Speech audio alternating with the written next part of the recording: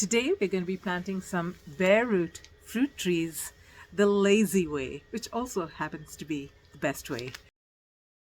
So first, what are bare root fruit trees? Now they are young fruit trees that have been growing probably for about 2 or 3 years, and they are dug up and they are packed in sawdust, and this makes them really easy to ship.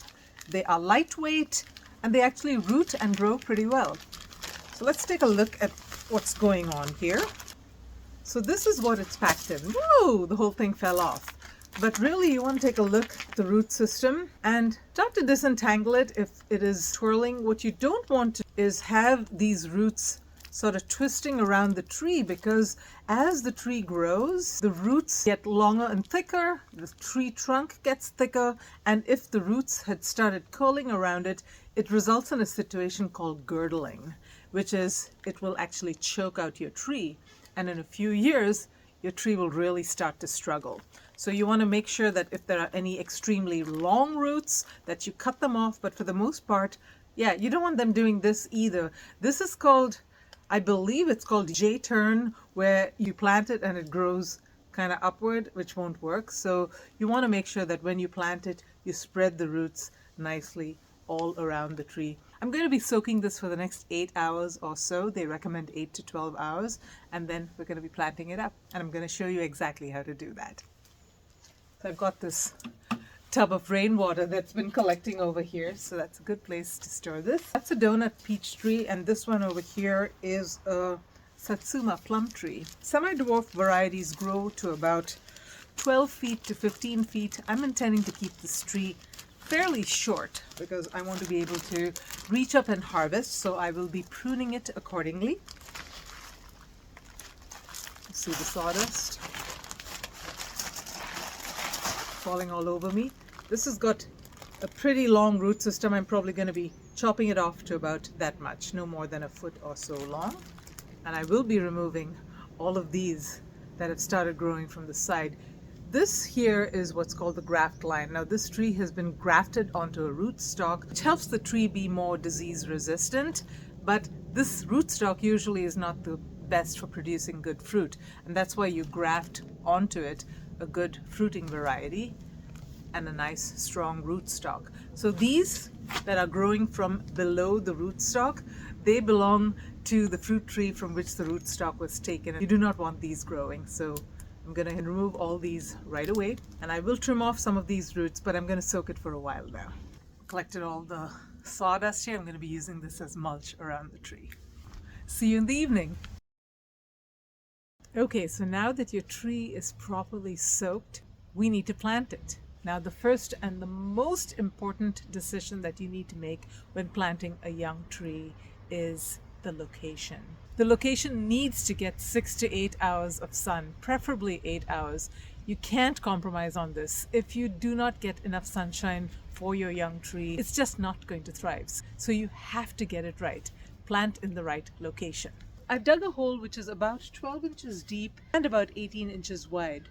Now the tree has to be planted extremely shallow. So when I say the lazy method, you really don't want to put too much effort into digging a very deep hole, because this tree does not have very much roots, and as its roots grow, you want it to grow into that native soil. So there's no need for any amendments. You just want to dig a hole and plant your tree. As simple as that. But there are a few things to keep in mind while you're planting this. Number one, like I said, the graft, which is where the rootstock connects to the scion, which is the upper part, which is the fruit-bearing part, it needs to be above ground. So make sure that you do not bury the graft. In fact, you want your tree to be above the soil line by about 2 inches or so. So I've put this shovel across the hole.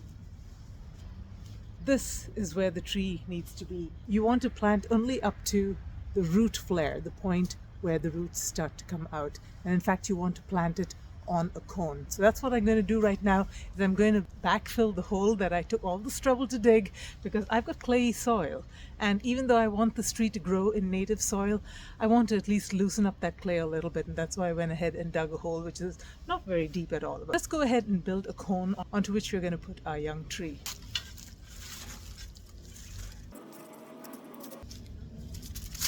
You can see my native soil, how clayey it is.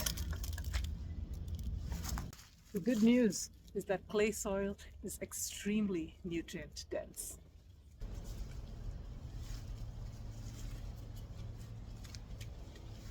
Okay, so now that I've got my cone just about where I want it to be, which is a little above ground level, I'm going to plant my young tree. Now, the first thing that you need to do is look at the roots. If there are any roots that are curling, twisted, you want to remove those. Now, this one looks pretty good, so I'm just going to plant it as it is, and I'm going to spread this root flare on the conical structure that I just made.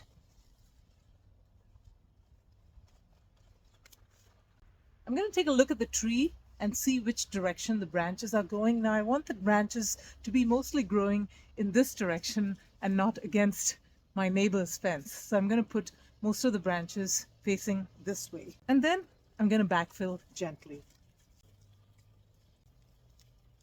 And now you want to water it in thoroughly.